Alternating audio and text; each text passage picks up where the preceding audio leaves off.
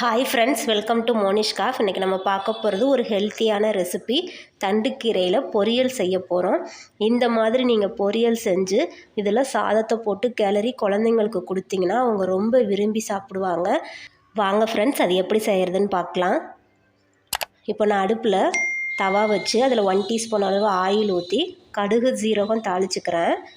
அதில் ஒரு பெரிய வெங்காயம் கட் பண்ணி வச்சுருக்கேன், அதை சேர்த்து வதக்கிக்கிறேன். இப்போது அதில் நான் 2 பச்சை மிளகாய் கீரி சேர்த்துக்கிறேன். உங்களுக்கு காரத்துக்கு ஏற்ற மாதிரி பச்சை மிளகாய் சேர்த்துக்கோங்க. வெங்காயம் நல்லா வதங்கட்டும். இப்போ பாருங்கள், வெங்காயம் நல்லா வதங்கிருச்சு.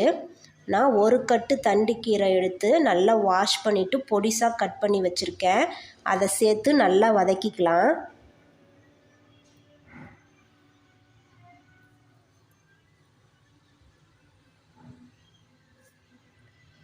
கடைசியாக உப்பு சேர்த்துக்கலாம். இப்போ உப்பு சேர்க்காதீங்க.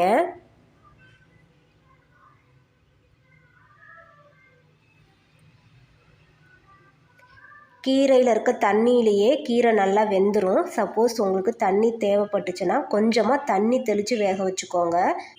இப்போது கீரை நல்லா வெந்துருச்சு. நான் தேவையான அளவு உப்பு சேர்த்துக்கிறேன். உப்பு சேர்த்துட்டு கடைசியாக நான் கொஞ்சமாக தேங்காய் துருவல் சேர்த்துக்கிறேன். தேங்காய் துருவல் சேர்த்து ஒரு 1 மினிட் இருந்தால் போதும். அவ்வளோதான் ஃப்ரெண்ட்ஸ், ஹெல்த்தியான கீரை பொரியல் ரெடி பண்ணியாச்சு.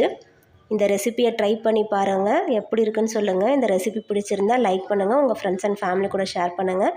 மறக்காமல் மோனிஷ் காஃப் சேனலை சப்ஸ்கிரைப் பண்ணி பக்கத்தில் இருக்க பெல் பட்டனை கிளிக் பண்ணுங்கள். Thank you friends.